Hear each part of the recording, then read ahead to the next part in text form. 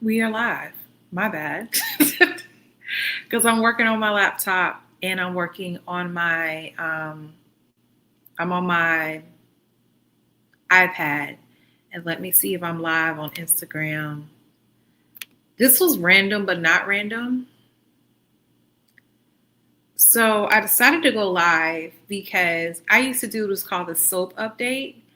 And I decided instead of me recording in my phone, having to chop it up, I'm going to do how I do my podcast. Go ahead and go live, talk about it. It will automatically post on my YouTube page. It will automatically post on Instagram and Facebook. So that's what I'm going to do. So before I even get into the soap talk, what I definitely want to talk to y'all about, I notice when I look away, the light dims. I got to figure out why it does that. I need to stop doing that. Like, I wonder if I need to switch cameras on my laptop. So before I even get into the whole soap talk like I want to, if you are in the Columbia area or if you feel like driving down, we have what is called Soda City every Saturday from 9 a.m. to 1 a.m., which is an open air market in downtown. And pretty much I will be with Liberation is Lit. She allows local booksellers to come and sell books. I'm going on Facebook to let people know I'm live. So I am really excited about that. I'm just praying we don't have to deal with a whole bunch of heat. So I will have books. I'll admit my picture books are dwindling. I don't have as many copies. So first come, first serve. Matter of fact, when I get off this live, I need to go drop off one of my books, A Blessing for the Poor. Matter of fact, I should have those while I'm talking to y'all. Give me a second.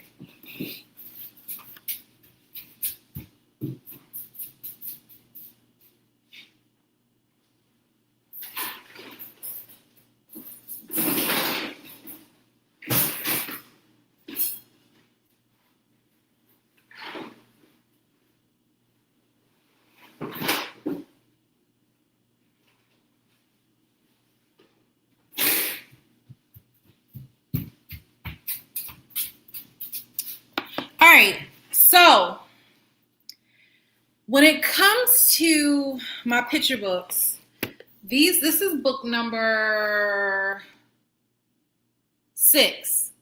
This is book number 6.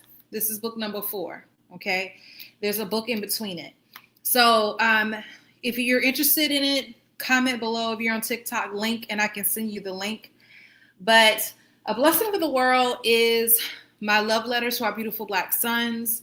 What I love about it is the author, Naima Whitten, who is making her way to Howard University as we speak. She made the last page. It looks exactly like Joshua. Isn't that beautiful? So it's pretty much a poem that edifies our beautiful Black boys, reminding them they are a blessing.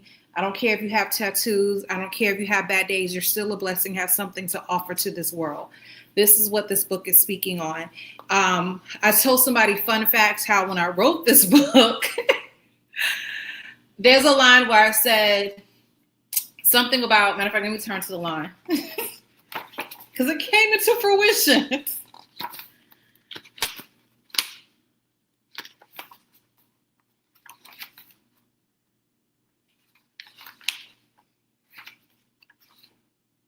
Okay, so baggy jeans, slim foot, hoodies, tailored suits, tattoos, multiple piercings, locks, twist outs, curls, cornrows, braids, low fade. He is a blessing who is right for the world.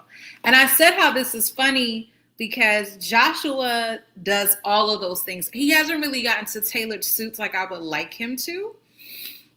He definitely loves his hoodies, but the tattoos, my God, like I did not anticipate Joshua to, what's the word I want to say? To get, I think he has at least 7 tattoos. Joshua just turned 19 in June. And one thing that my niece, who's really my cousin, but I call her my niece, she assured me that at the end of the day, some of these kids are very artistic. And because they're artistic, they feel a need to display their art and express themselves through tattoos. I'll admit the first tattoo he got, I did not know about. His dad knew about it, but I did not know about it. And yeah, I think I need to switch cameras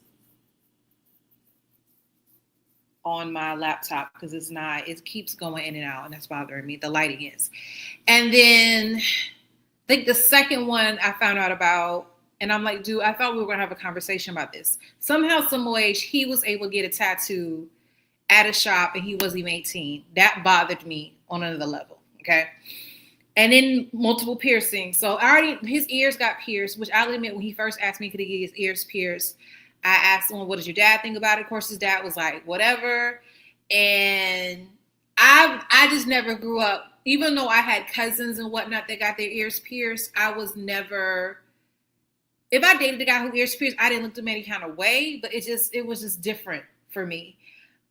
So I'll admit, when he got his ears pierced, I took him to get his ears pierced, and then he got his nose pierced. I think that's all we have for now. And then the Lex line: locks, twists out, curls, cornrows, braids, or fade. He is a blessing who is right for the world. Well, Joshua has hair like me. For those of you who don't have never seen my baby pictures, or even when I was like 12, I would say after 11, because around 11, 12 was when my mom took me to get a relaxer. And that's when my hair, yeah, it was not the same after that. But my hair blow dried was down here. There's a picture I have online somewhere where my hair was that low. And so his hair grew really fast. So I would give him these very low haircuts that borderline make Joshua look bald. But those of y'all who are young moms, especially struggling moms, I'm not trying to go to the barbershop every week because your hair grows out. So if he does it really low, so I'll never forget, I didn't realize how much that traumatized my child when he got older. And he's like, Mom, can I let my hair grow out? So first it started out with just twist. And then it turned into, well, I want to lock it. So Joshua's locks to this day is down his shoulders. And I just was not anticipating when he even asked me to, even when he started growing his hair out, he wanted me to twist it. I was like, Joshua, I was thankful that God blessed me with a boy, so I would not have to twist your hair. So I would not have to do hair, because Lord knows I do not know how to do, I do my own hair. But as far as like braiding and cornrowing, I wasn't, okay.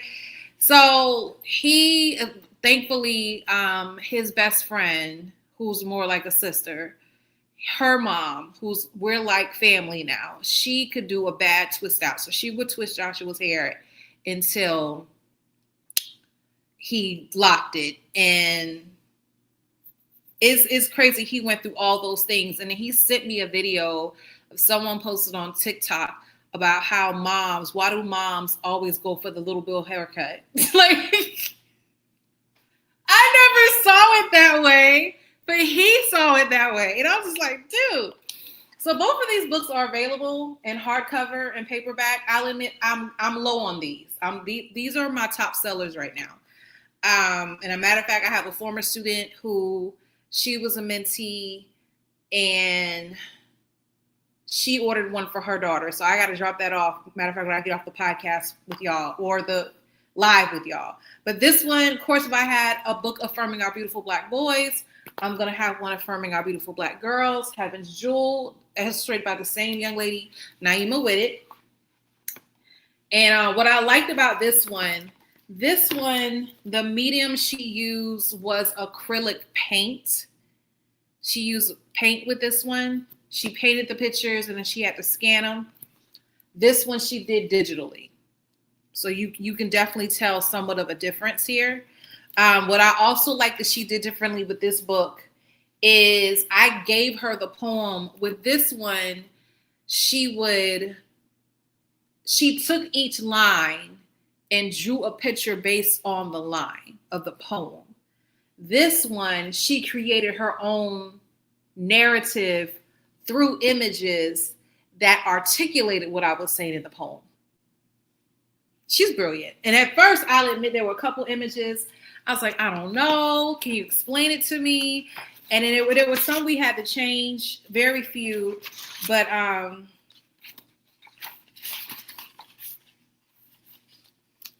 so the first line An enchanted jewel, treasure sent from heaven, esteemed higher than most priceless rubies, diamonds, and sapphires.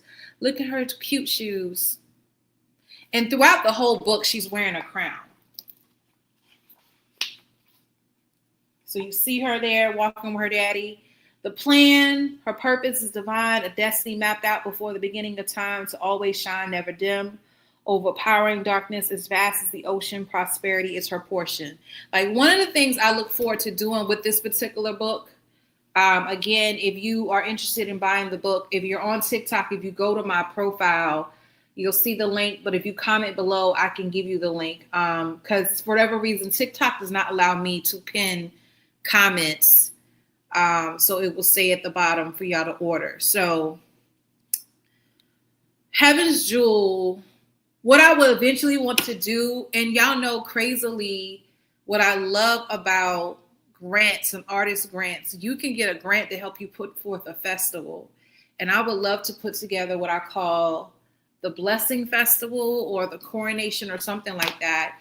And basically have artists, have, face painting, have rides, possibly have performing artists, and then every child would get a copy of one of these books. And I would read from the books. We would have people who cater to them. Like, where I would love to have it is the North Springs gym. But what I already know what I can't do is have performances inside the gym and then have everything outside, because I can see all the kids want to be outside and on the rides and stuff like that. So you want to do where everything is housed in the same place. I don't know when that's going to happen.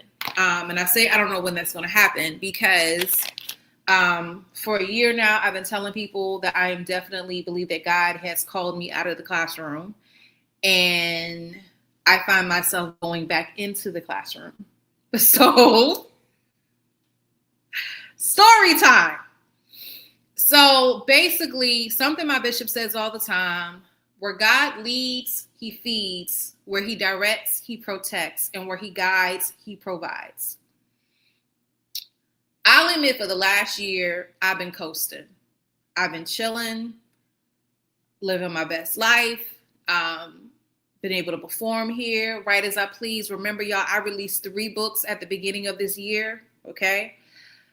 But as I tell people, and maybe I haven't told people, and I haven't posted the video yet, I did not put certain systems in place that can sustain a livable income, if that makes sense. So, like, the book sales, they're coming and going. One of my biggest, I wouldn't say regrets, but one of my biggest things that do bother me, and I bring that up some people ask, is I'll have potential clients or people who say they want me to help them publish their book, but they don't respond back. They don't circle back. Because the reality is, if I landed only, now granted, that's not a lot of money, but based on how much I was charging, if I would have landed maybe 2 clients a month, that could be sustainable. But I realized there's stuff I've been sitting on, like having my own courses and consulting fees and getting contracts with schools. So it's a lot of things I felt like I could have set up and I didn't set up. Now, the reality is I did get my business license set up. I did get on the South Carolina Arts Commission. So I have ways of, I've set things up, but I feel like I wasn't as proactive as I should have been. So matter of fact, today, finally, I was able to submit a contract to a particular school district, and I already got my first job offer, but I'm sitting on it, which I haven't done this in a long time. Quick story time. Let me go back. When I got my last job I had at Ridgeview, within our school district, I don't know everybody's school district, but within Richland School District 2, if you work in the school district, you're more likely to get a job within school districts than someone outside sometimes. So they have what is called the transfer process, but you have to apply for the transfer process within a certain deadline. If you miss that deadline even by a day, lights out. Okay. So I'm like, okay, so what do I do? What happens is if I lean back, I notice the light goes out. So I'm gonna stay right here, even though I'm like right here. So when I went to, no, it's still dimming. I don't understand what's happening. I think we'll figure it out. So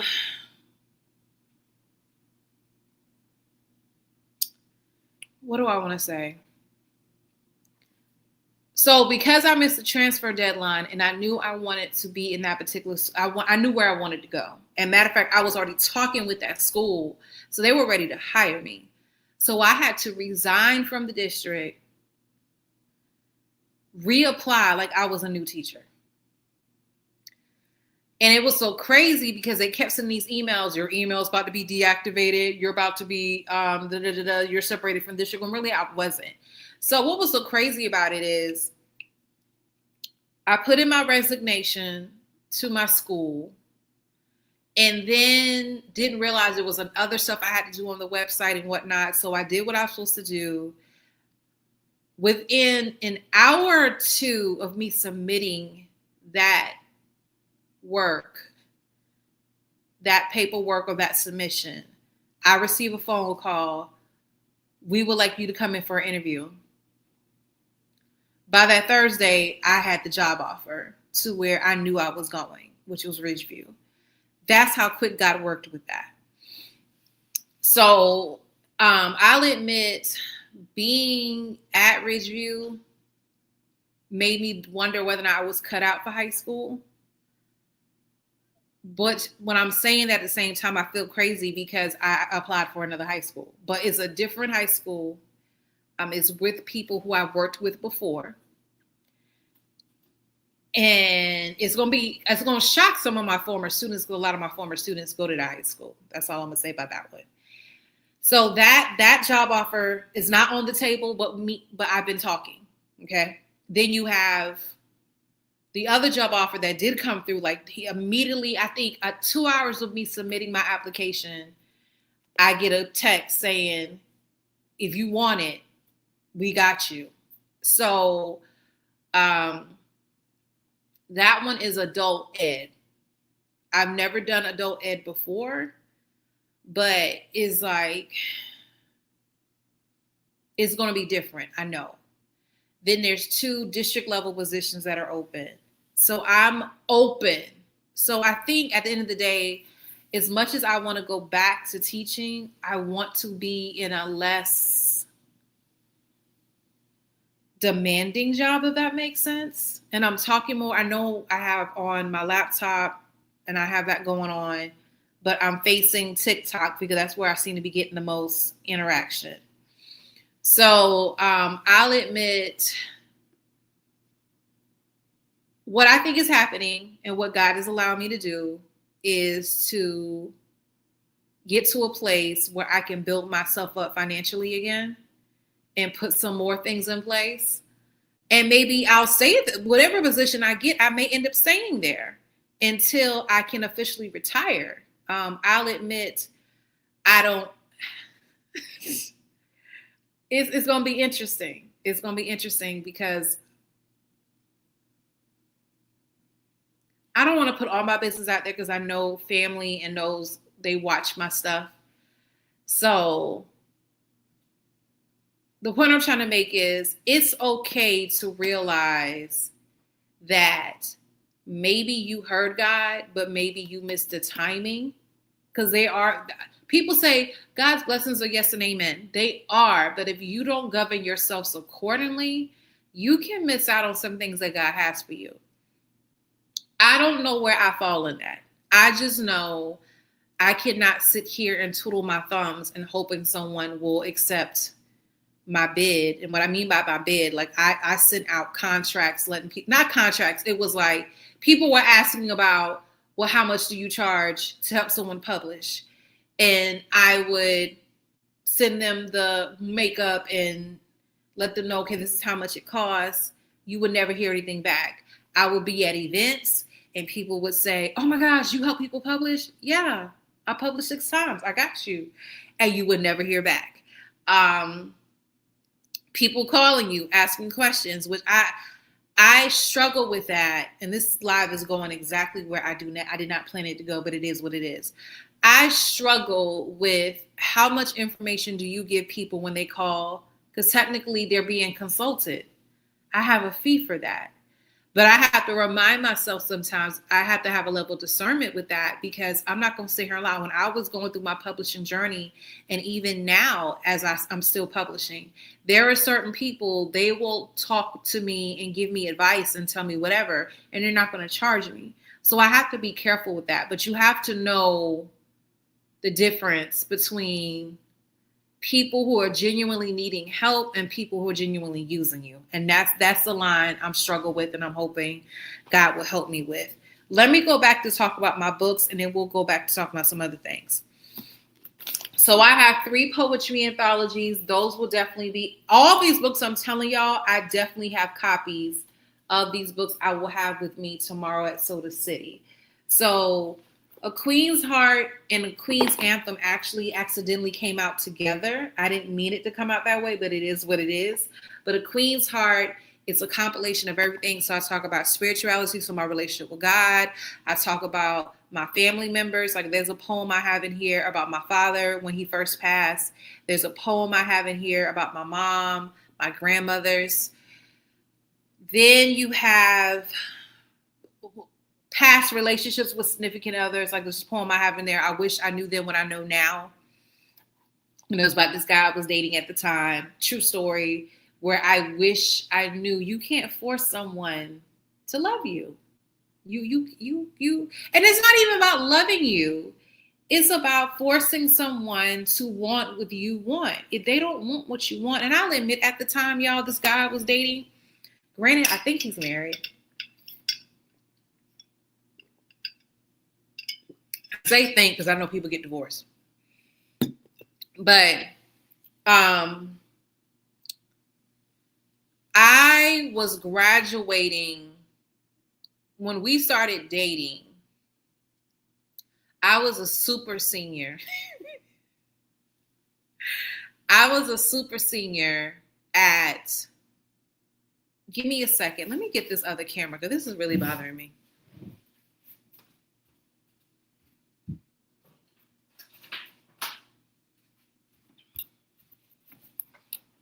I was a super senior at Winthrop, and he was a freshman, I think. I think he was a freshman. So that means he was almost like 4 years younger than me, maybe 3 years younger than me. And in my mind, we were going to be together. And then when he graduated from college, we were going to get married. Because I already knew professionally he was going to do awesome things, which he has. That did not negate. But what's so crazy, fast forward, we ran into each other at homecoming. I think I reached out to him. And we were just talking. And I said something about church because he was a Christian when I met him. Wasn't really that serious about his faith, but he definitely had a belief in God.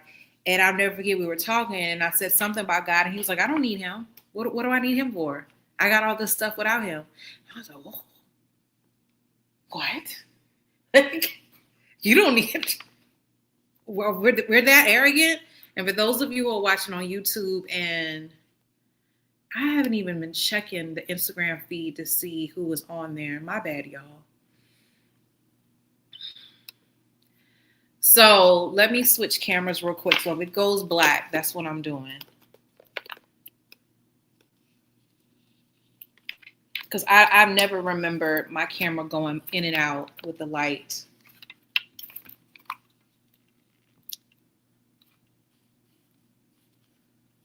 Oh, gosh. So it just made me, will it let me?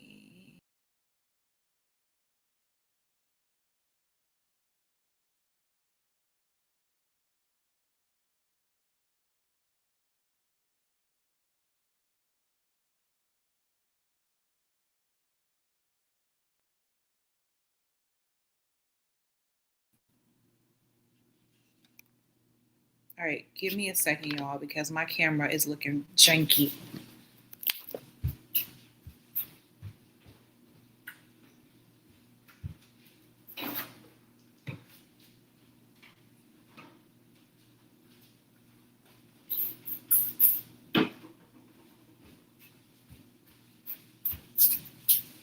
All right, my apologies. So pretty much, that looks a whole lot better. All right, so we gonna roll with this and see what we do.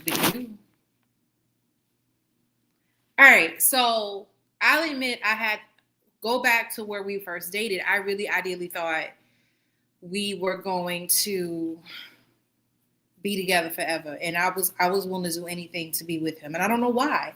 No, I know why. I saw potential in him that I knew this would be a great marriage, this would be a great partnership, but he wasn't emotionally ready.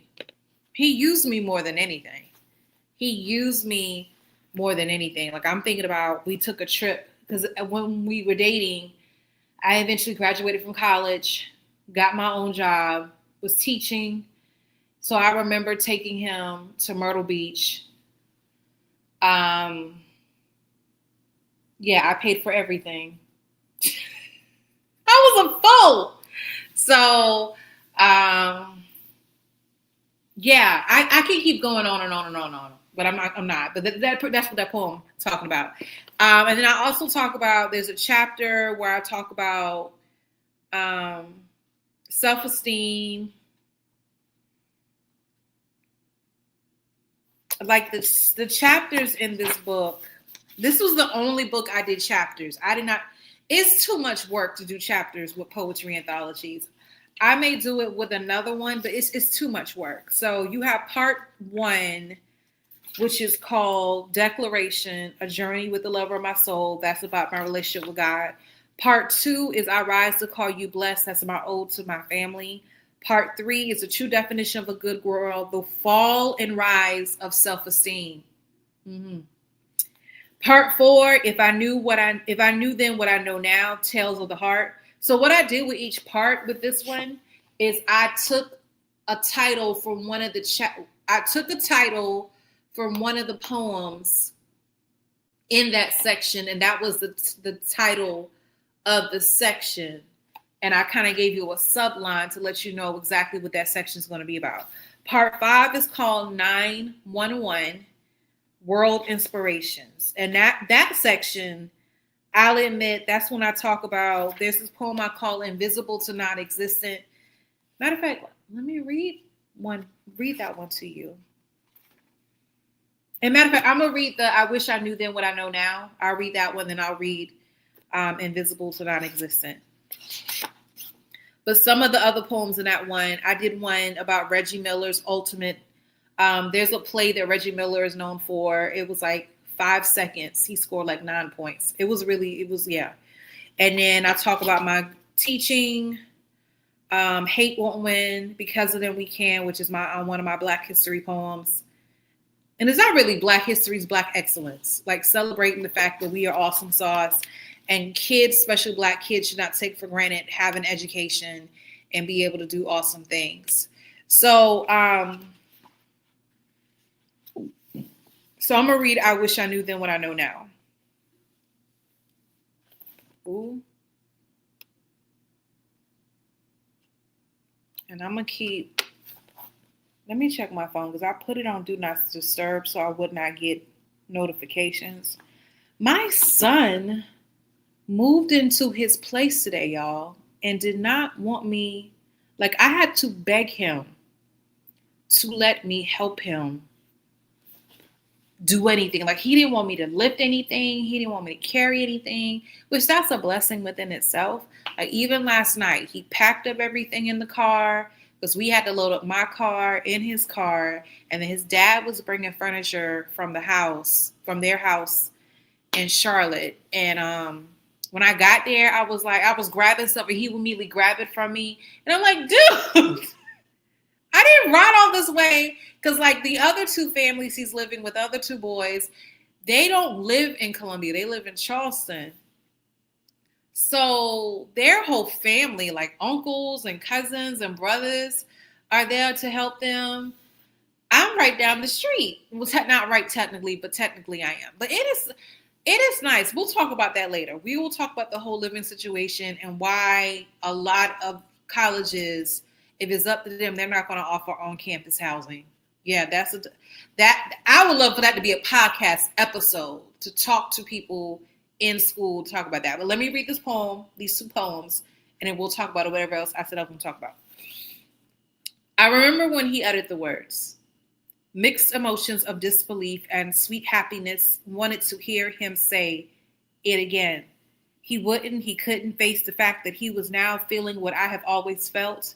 He didn't want to answer the call to come out of the field of plucking roses. He wanted to keep dealing with the childish habits by not stopping to savor the sweet fragrance of love, fooling me into thinking that I should continue to wait for him. When he uttered those words, I was washing dishes at the sink after he cooked for me and his homeboys while hoping that I was also washing away the filth of regret. Thoughts of relief swept over me because I knew my investment wasn't in vain. I wanted to hear those words again, but he knew he wasn't here to stay. He knew that he was only a tenant and didn't plan on making a permanent residence in my heart, so he wouldn't say those words again. Again, oh, how I needed him to say those words again so I wouldn't be brokenhearted one another time because I blinded myself to the truth that he took what I gave with no intention of reciprocating. The truth that I was chasing him into a fantasy that he never desired to play a major role in. The truth that we were never made to be more than just friends. And what I did differently about this poem, I took a course called the Midlands Writing Project years ago, and it took. I don't know if they still offer that with the state. Soda City is located in Columbia, South Carolina, in Main Street.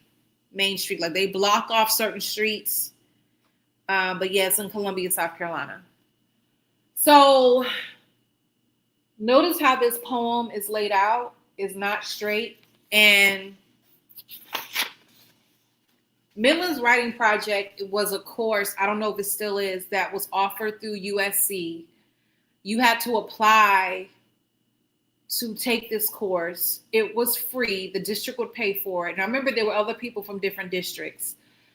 And we will meet at a particular school. And it was like, you got like almost 6 graduate credit hours for taking this course. And we talked about writing in our class, but also writing personally. And when I wrote this poem, I want to say around the time I was taking the course, she talked about how playing with the words and where it flows on the page. So if you look closely, notice how in certain stanzas is on one side and then it drifts over and it goes back to the other side. What that symbolized for me is, and let me see if I can see one that was more.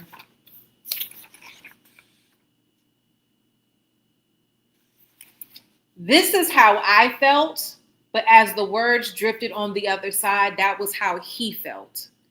So basically showing how we weren't in sync. We were not feeling the same way. So anytime I would talk about he couldn't face the fact that he was now feeling, notice how feeling went back to my side because I wanted him to feel the love that I felt for him. But he wasn't. He didn't want to answer the call to come out of the field of plucking roses. So notice how his emotions is going over to the other side of the page. So whenever you're writing poetry, it doesn't have to be a straight stanza, it doesn't have to be a straight sentence. You can play with the form. So that's that poem. So thankfully, crazily, he broke up with me. Yes, as good as I am, he broke up with me. But a year later, he's crying on my shoulder, regretful that he even did that. Yeah.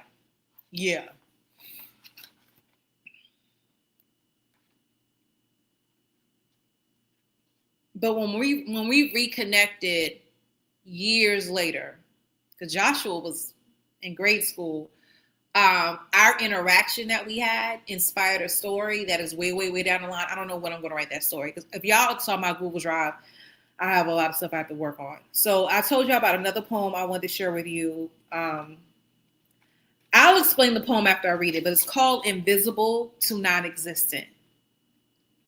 He said they don't see me. They can't see me. My reply 3 years later is, you think they are really afraid of you?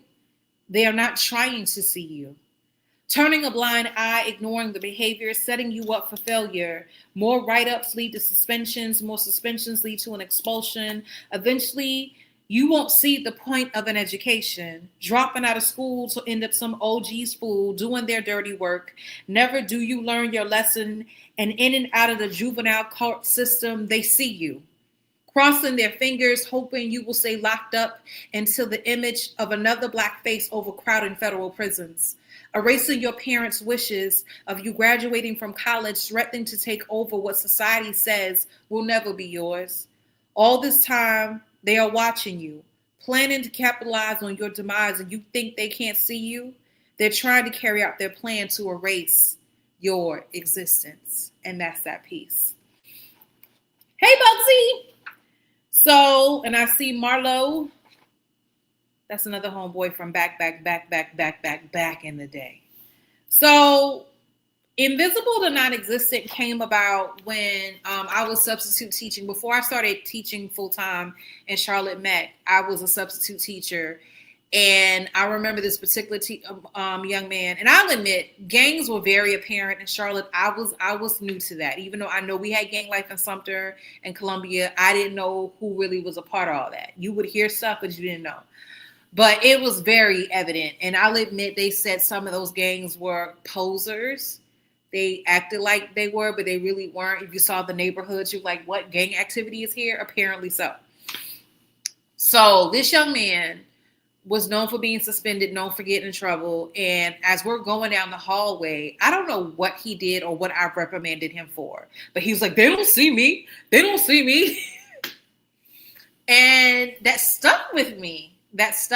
So I finally wrote on it. And basically, these are the type of young men, if you have no one in your life pouring life into you and telling you to get your life together and you don't heed that correction, there is a system that is set up to capitalize on your demise. That's one of the lines from my poem. Like the whole prison, the pipeline, the whole school to pipeline, prison, the whole situation is real. It's real.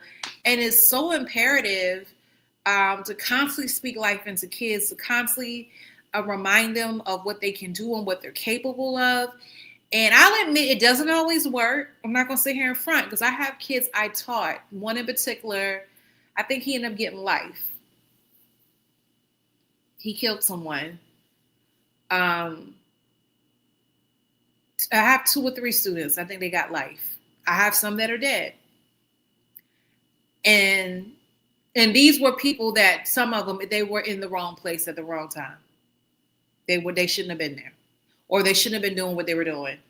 And yeah, and that's where kids don't, when people are like, they don't see me, they don't want to. They don't want to see you. They don't want to deal with you. They don't want to deal with the misbehavior. They'll just let you keep getting in trouble, keep getting suspended, and let it happen. So I'll admit, the school district I was in, Richland 2, they're trying to be more proactive. Like they have what is called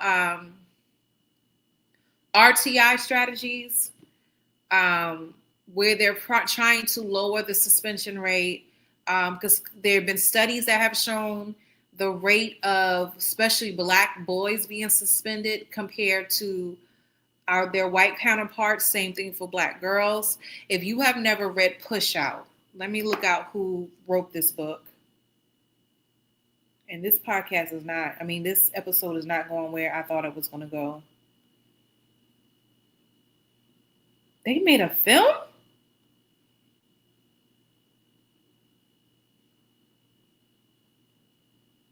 I gotta find that. They made a film about it. But it's called Push Out.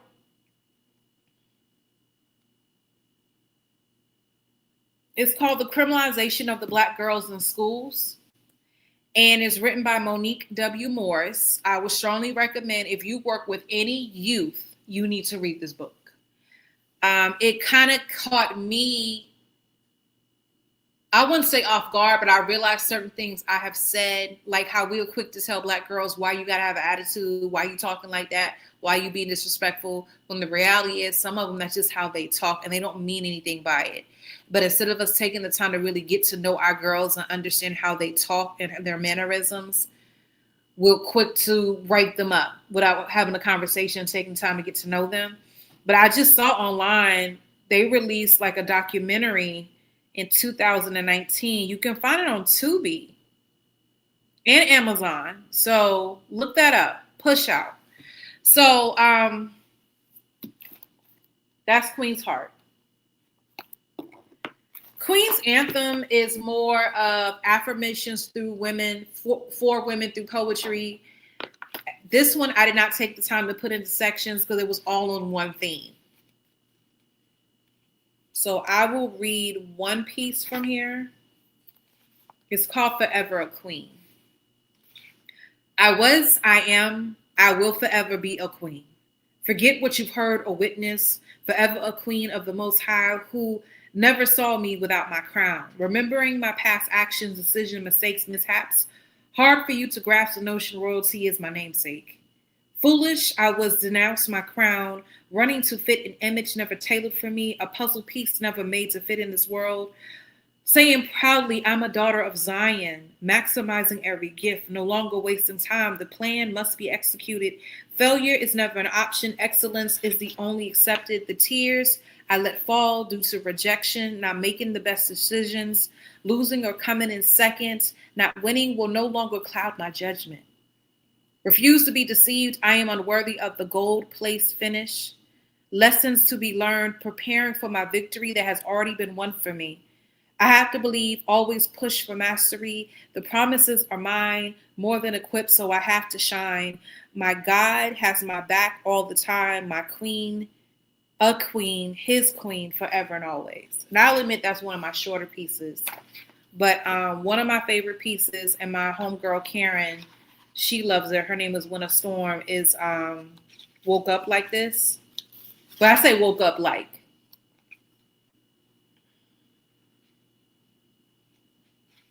Thank you, Maisie. I don't know how I know you.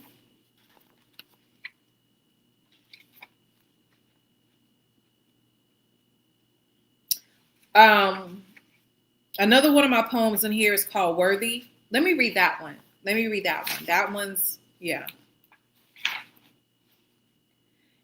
And that one I kind of know by heart, but I'm gonna make sure I don't skip certain lines. Megan G. I'm mad that's not sticking to me right now, and I don't know why.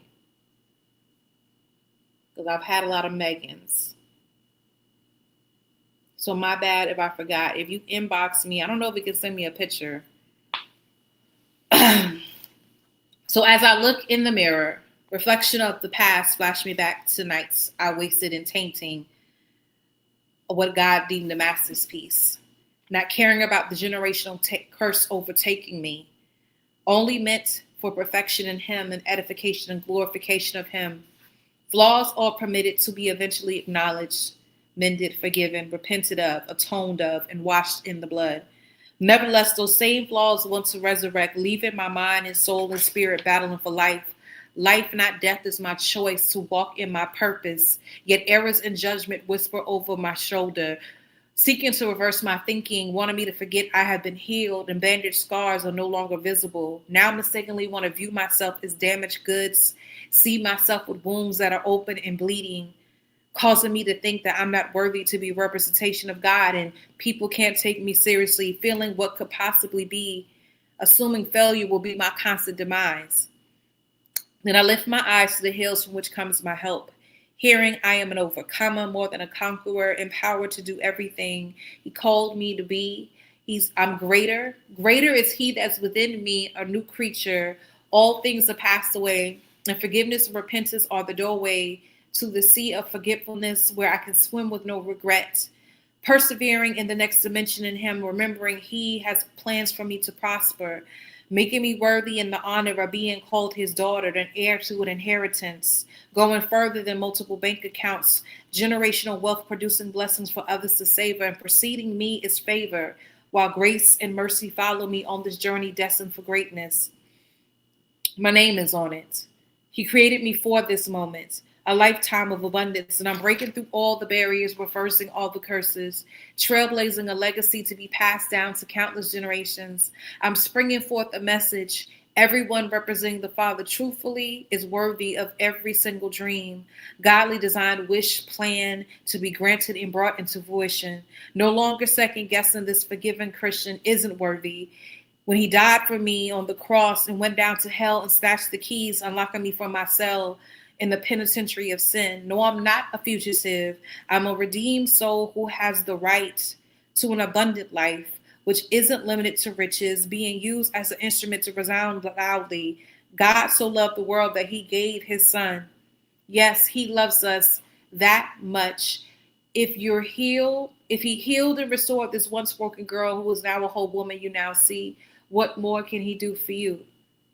So remembering before the foundations were laid, he called my name, fearfully and wonderfully making me worthy before any mistakes were made. Knowing sin would be my temporary fix, he died to erase the shame, declaring it was finished, making me worthy. I am worthy. I am worthy. I am worthy. This confession will pour out of my lips whenever doubt wants to creep in. Never will I believe the lie the devil speaks, seeking to stifle me. Determined to carry out the assignment, advancing the Father's kingdom, a force causing all demons to flee, exercising my authority, declaring the truth. I am and forever will be worthy. And what I like about this book also, and let me go back. I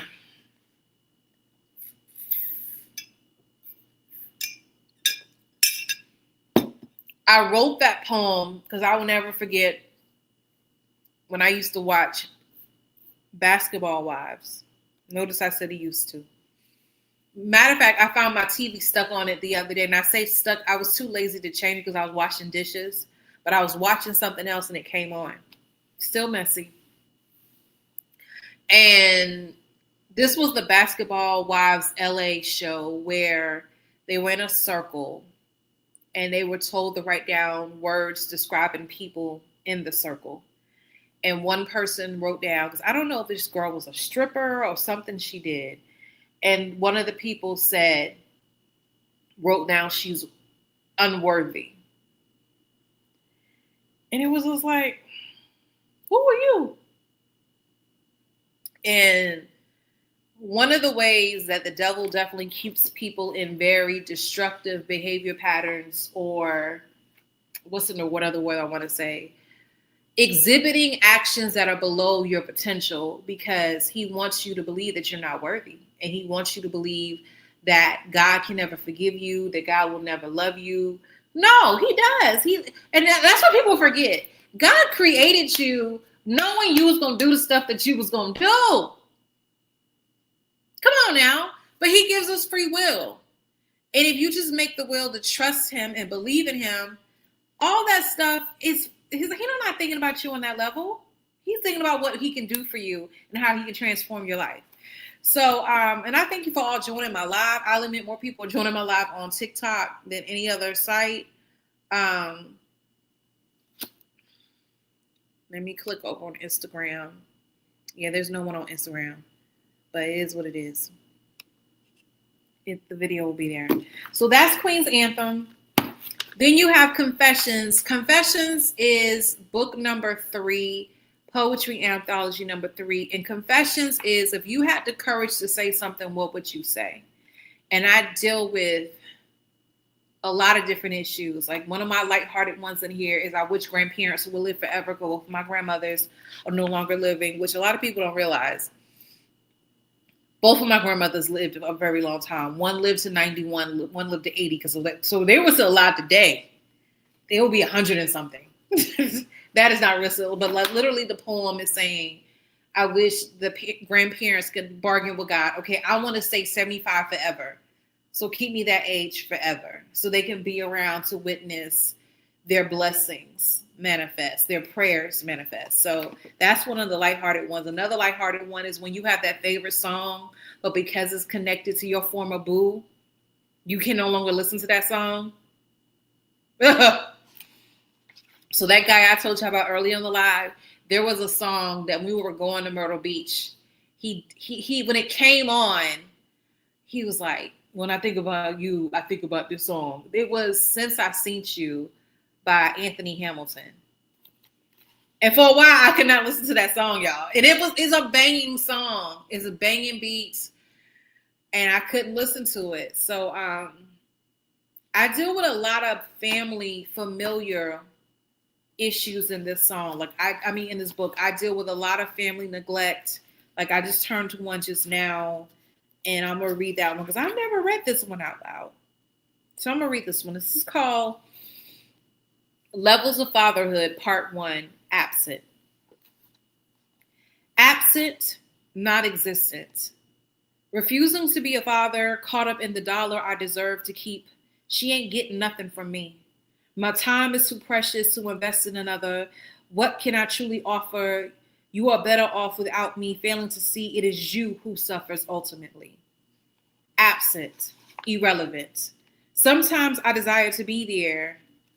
Yes, yet she is being selfish. We couldn't make a relationship valid or work. She hides you from me.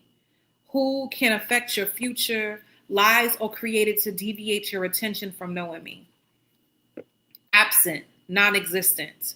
A secret that must be hushed. Yes, it was us who brought you here, but my family can't know. On the down low, actually off the radar, you must remain. I can't disgrace my name. My legacy can't be tarnished, shredded due to your existence. Excuses, cop-outs, evasions, jive, justifications, a song and dance that will never receive an encore from you. Yo, that last stanza. Oh! So there's another poem in here where it was inspired by, thank you, Marlo.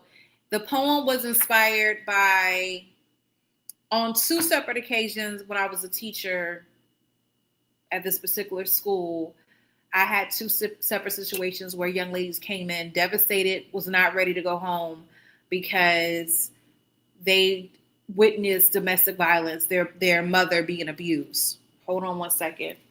My battery life is going down on my laptop. Give me a second.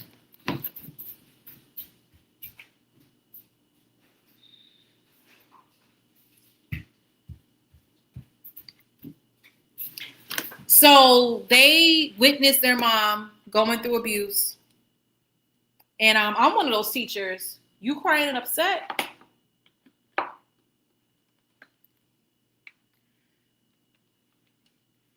What's wrong? It's not going to be in front of the class. It's going to be, step outside. Let's step outside for a second. What's going on? Matter of fact, when I subbed last week, it was obviously he was upset. And I said, well, you need to talk to somebody. You don't have to talk to me, but you need to talk to somebody. So, so when I pulled them to the side, and I would hold back the class, and both of them petrified, horrified. I remember one girl saying, I don't understand why my mom stays with him. He beats her so bad. Like she could not fathom that. And so that one's called Mama, What Are You Teaching Me?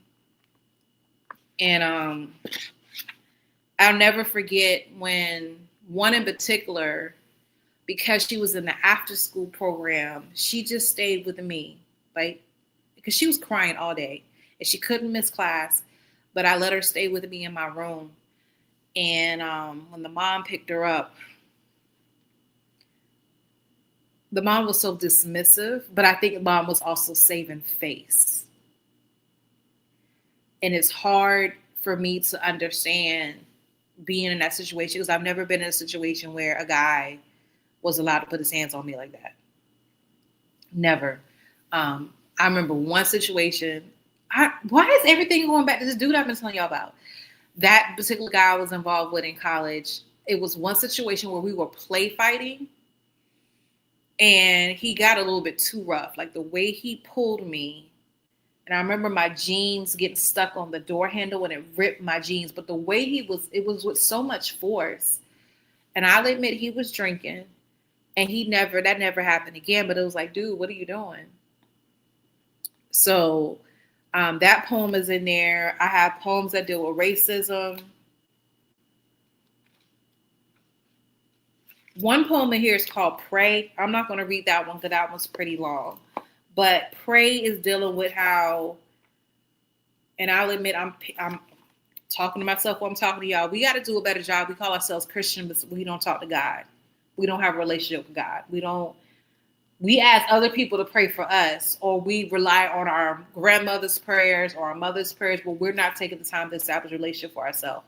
And that's what that poem is talking about. And then I have Where Are My Flowers, which pretty much are teachers saying, when y'all gonna start treating us the way we need to be treated. So that's Confessions. And again, I will have all these books with me at Soda City. For those of you just joining my live, I will be at Soda City tomorrow from 9 a.m. to 1 p.m.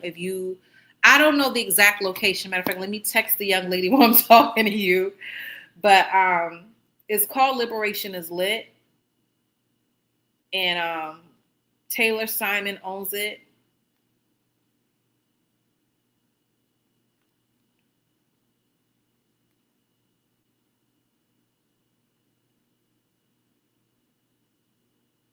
But for those of you who've never been to Soda City, it's an outdoor market, flowers, food galore, t-shirts, multiple vendors from clay, from paintings to t-shirts, anything you can think of is out there. And I definitely I'm appreciative that Taylor has allowed me to come out again. Matter of fact, she asked me, I was going to ask her, but I completely forgot. And she's usually out there the 15th, and it's like the third Saturday and the fourth Saturday of every month. She's out there with her books. And she sells new books. Like my books will be on the table, but this time I'll be there with the books. We're going to be in front of Nickelodeon Theater. So as they block off Main Street downtown, again, multiple vendors. You can come and support multiple people.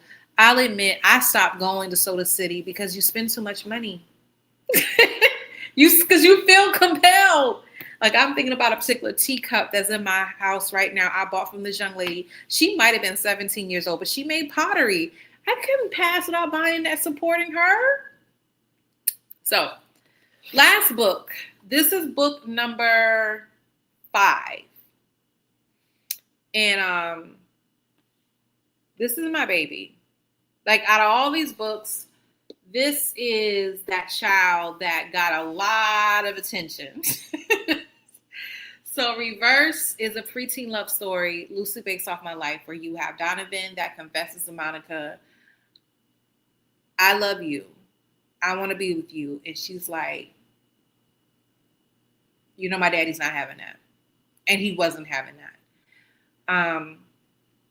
And what's so crazy about this book is you write something. Some people are very intentional about the message they're trying to come across. I don't think I wrote this with a message in mind.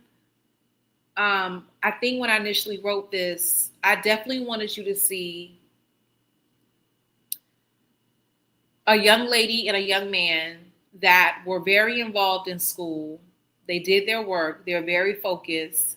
They were athletes. They were very respectful. And very few times do you see them step out of line. Very few times. It was like I was painting myself. But what I also ensured, because that's the type of household I grew up in, and most of my friends, that's the type of household they grew up in, you have both parents in the household. They both had parents, which I was intentional without being intentional. It's like I did it on purpose, but I didn't realize the impact it would have. and that's something Taylor brought up in our book talk, is this basically how all the kids in the book had someone in their household who they were going through something or they were dealing with something they felt comfortable going to their parent and talking to them about. Donovan's case, it was both of his parents, but he always talked to his dad more.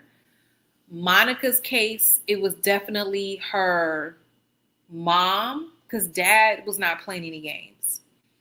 Will, I just realized it was the same person, the same sex as him. I didn't realize that.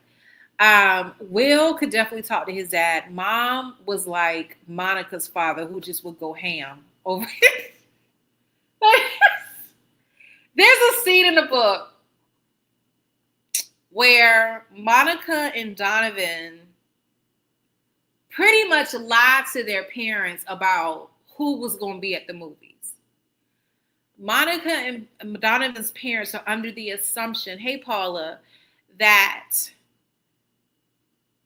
they're going with a homegirl or with Donovan going with a homeboy. They don't know that Monica and Donovan are going together. Now, some of you are like, Ryan, what will be wrong with that? Well, Monica and Donovan are a little bit older, and their parents could sense something between them. So because you were older, preteens, if you ever asked us to go to the movie theater, we're going to send your little brothers who will be a distraction, or we need to go, or older cousin needs to go. Well, they lie.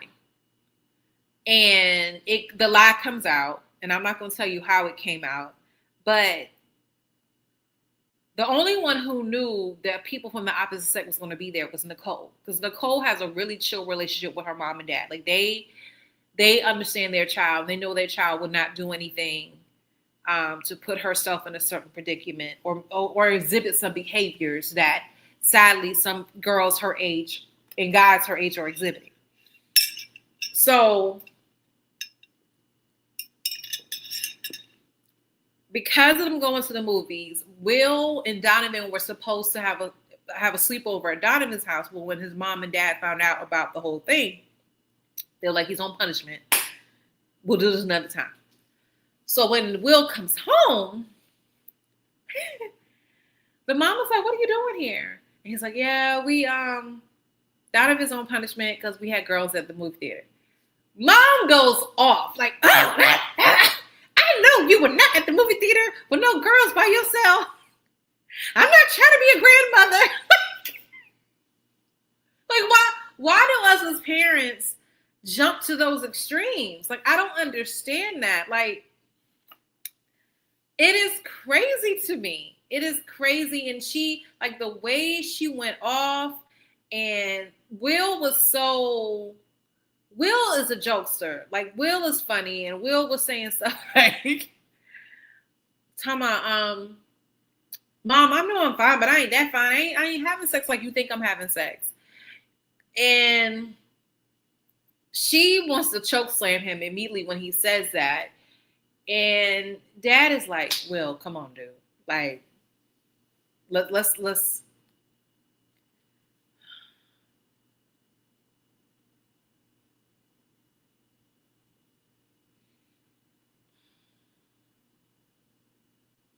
TikTok has this thing, if you've been on there too long, it will make you put the puzzle pieces together. All right. So yeah. So, matter of fact, next week and probably tomorrow, I said I was going to work on it tomorrow. If I finish cleaning and doing all the stuff I have to do in my house, I'm going to take the time to write tomorrow. I don't think I'm leaving my house tomorrow. But Soda City, especially if it's hot tomorrow, I'm going to come home, take a shower, probably take a nap, and I'm not leaving my house tomorrow. Yeah. So Reverse is available. I have plenty of copies of these. I have hardcover and paperback. I'll admit, if I do all over again, I would have just did a paperback, but I did hardcover because initially this book was like 170, maybe 180 pages. It's now like maybe 140.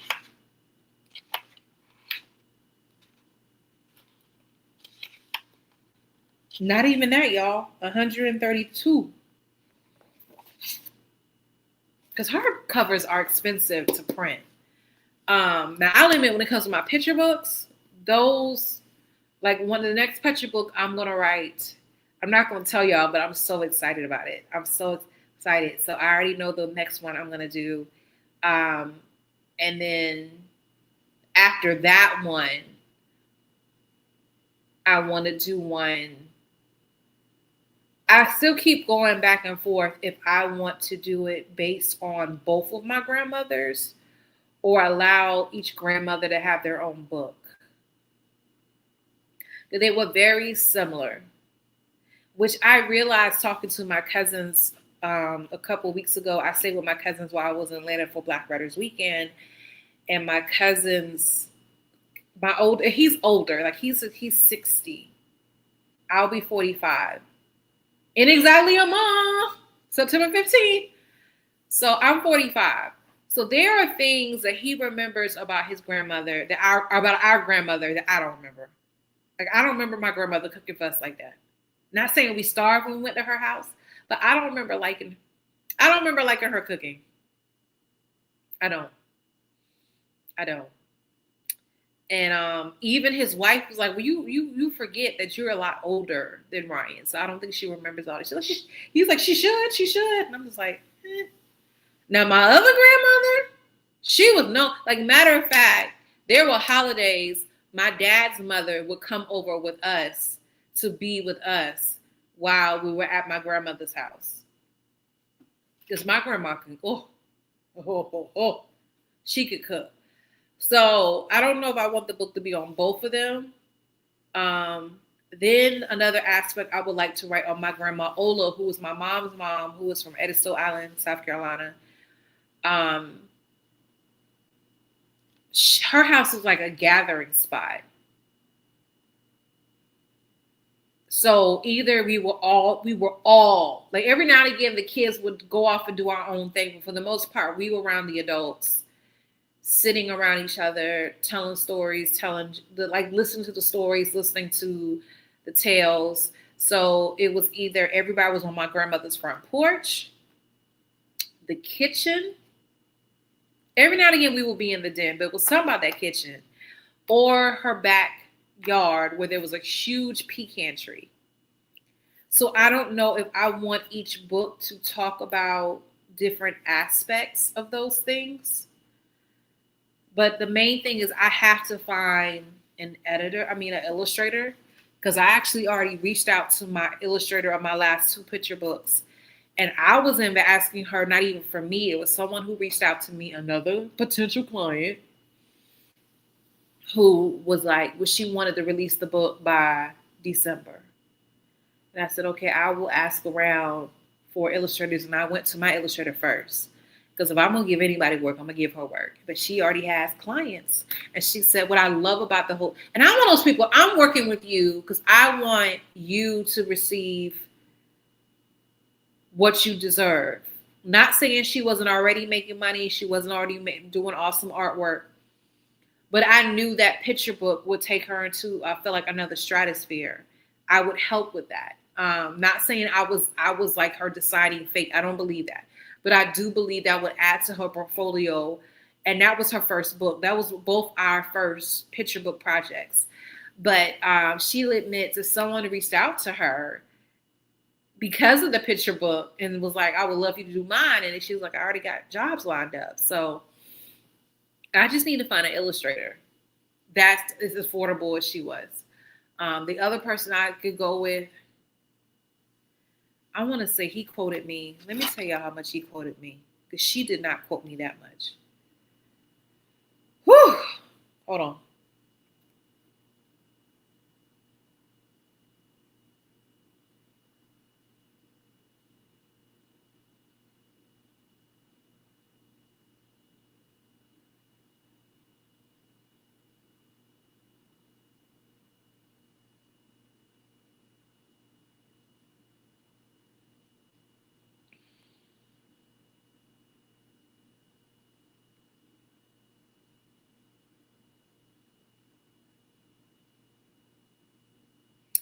I'm mad I can't find the email.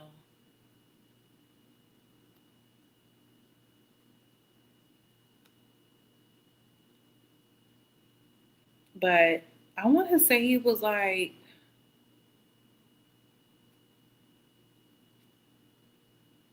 I legit can't find the email, y'all. I know I talked to him.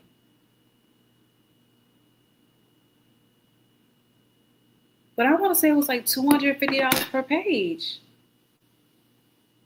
It was a lot. Um, but I was inquiring for another person who wanted to do a picture book. Hey, Aubrey, and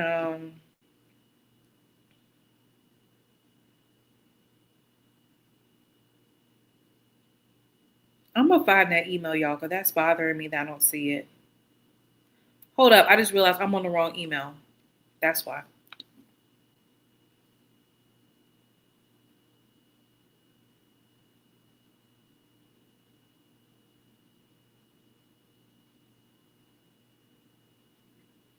Yep. Okay, it can range from $75 per page to $250 per page.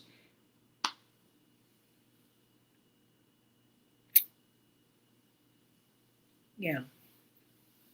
So, um, what I tell people all the time, if you're just starting out and you really want a picture book done, work with someone who you can find somebody who will meet you at your price point.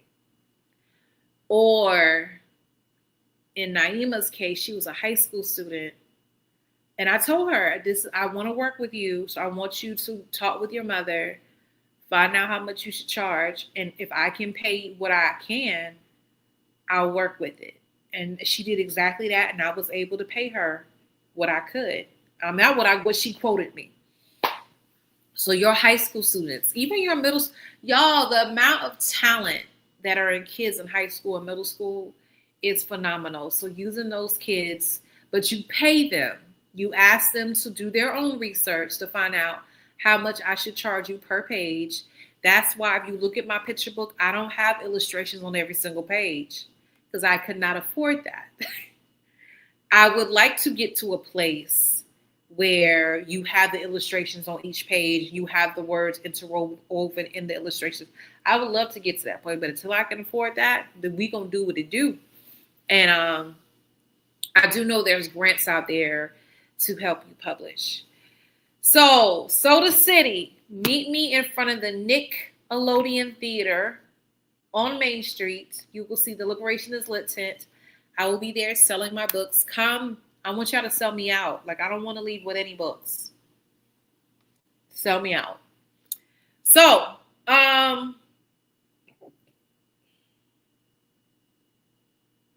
told y'all briefly, Joshua moved into it's not an apartment, it's a duplex. A very nice duplex at that. Like, I rolled up there and thinking, like, oh my gosh, this is nice. I'm not gonna tell you I'm protecting his where he lives. Like, I didn't even take any video. I made once he sets it up, do video of the inside, but I'm not gonna do video on the outside because people know places and yeah. But they're next to somebody else. It's 3-bedroom, 3 bath. He's downstairs and walk-in closet for him. His bathroom he shares with any of the guests that come and visit, even though the guests can easily go upstairs and use his roommate's bathroom. But he was so adulting. And what I mean by that, I'm trying to help him unpack. He didn't want me to touch nothing. I want my clothes somewhere in the closet. I said, Joshua, if you just, and I didn't even say it. Finally, he said, well, I want my clothes. How do you say it? Color coordinated? He's like me. All my clothes are color coordinated in my closet. And then if you hang the shorts up first and then the pants, I'm like, okay, I got you. He ran out of hangers because he has 50 million pairs of pants. So thankfully, his dad gave him a dresser, and he has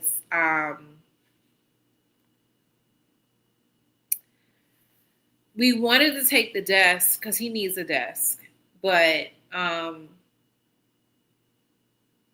that room is too small for a desk. Like, he really needs a smaller desk. And he has an end table. He took that. Dad bought him a TV. Mm. And what was so funny about it, Joshua is so, I love him, but Joshua can be forgetful. And Joshua, his dad called me, well, what time am I supposed to be down there? I said, he told you. No, he didn't. Joshua think he tell us stuff and he doesn't. But my mom is supposed to be going by there tomorrow because she's in Charleston, so she's gonna be coming up. And she said she's gonna stop by on her way back up. So we realized it was a lot cheaper for him to live off campus versus living on campus. And a discussion I want to have on another day is, does it make sense for colleges not to provide housing for so many years? Now, let's be real. We know cost efficiency, because colleges, let's be real, I don't think they make as much money as we think they make.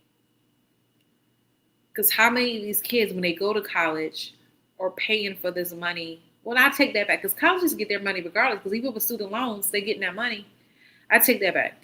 But I always thought it was a conspiracy that I feel like colleges are definitely getting a kickback from all of these apartments and housing around their area. Like, I really feel like they are making money off of that.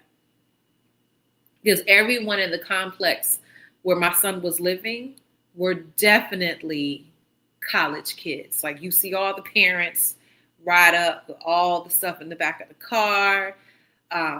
Joshua's roommates, they were coming from Charleston, so they had a U-Haul truck full of stuff. I was just like, wow. Like, it looked like the normal move-in day you would see on campus, but this was on a duplex. What do you call it? Campus? Whatever. Y'all get what I'm saying. But yeah, but I was always told, like, even with them, all the donations that they get,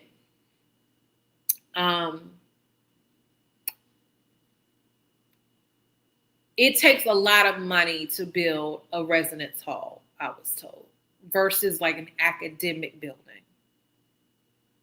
So I have to do my research, and I would love to bring some people on to discuss that. So the end of this conversation, and I don't think I'm going to get into this. I don't know how I'm going to chop this up and put this online, because we are already an hour and 17 minutes in. So I did not expect to talk that long about my books. So soap operas, y'all. Soap operas. Some shockers of the week that let's start with Bold and Beautiful, which is really easy. So for those of you who watch Bold and Beautiful, Ridge has been playing the tennis match between Brooke and Taylor forever. And he is finalizing his plans with Taylor now, despite the fact that him and Brooke have a moment, because he had to save Brooke she fell off this boat, fell in the water, was drowning. He saved her, and the way he kissed her is almost saying, we are back together. And she even tells him, have you told Taylor about our moment? And he's like, I couldn't, because the granddaughter was there. So he's going to end up breaking Taylor's heart again and going back to Brooke again. I'm over it. Luna, who is Finn's and his aunt, which she said, well, I'm not really your aunt because Lee adopted you, so we're not really blood related. So she sleeps with Finn when he was a teenager, gets pregnant, but never tells Finn. Well, he finds out this child is hers. Well, mind you, after he finds out that was his child, she had already killed 2 people and then tried to frame her mother for killing these 2 people. So she's in prison. She gets out because Bill, the most powerful rich man in the world, gets her out, gets her pardon.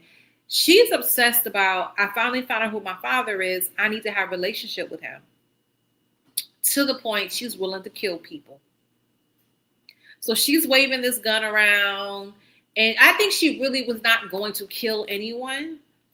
But because she was mentally not stable, the gun goes off. She ends up Because keep in mind, Finn is Sheila, the infamous Sheila who killed people that she's reformed. Sheila is Finn's mother, which makes Luna her granddaughter. So they became close. And Luna is really trying to, Sheila was trying to get Luna to leave town. A lot of people were trying to get Luna to leave town, start over, start fresh. You got this pardon from the government for you to live your life. Go somewhere, we'll give you money to allow you to live your best life. She refuses. So she ends up, I don't want to go into detail because this story is like 2 weeks old, 3, if not 4 or 5. So she ends up accidentally shooting Sheila, shoots Liam, who he ends up at this school where she's holding Steffi hostage and his teacher, the Luna's Blaze's brother. The brother, I think his name is Blaze. I don't know. I don't think that's his name. Hayes, that's his name. So Hayes is at the school. Well, he wasn't at the school. Luna tricked Steffi into coming to school. The teacher is in the closet doing whatever. No, not doing whatever. She had her tied up. And then when she shoots shoots Liam, Liam somehow gathers the strength to shoot her back. Everybody thinks Luna is dead. But guess what? Luna is not dead.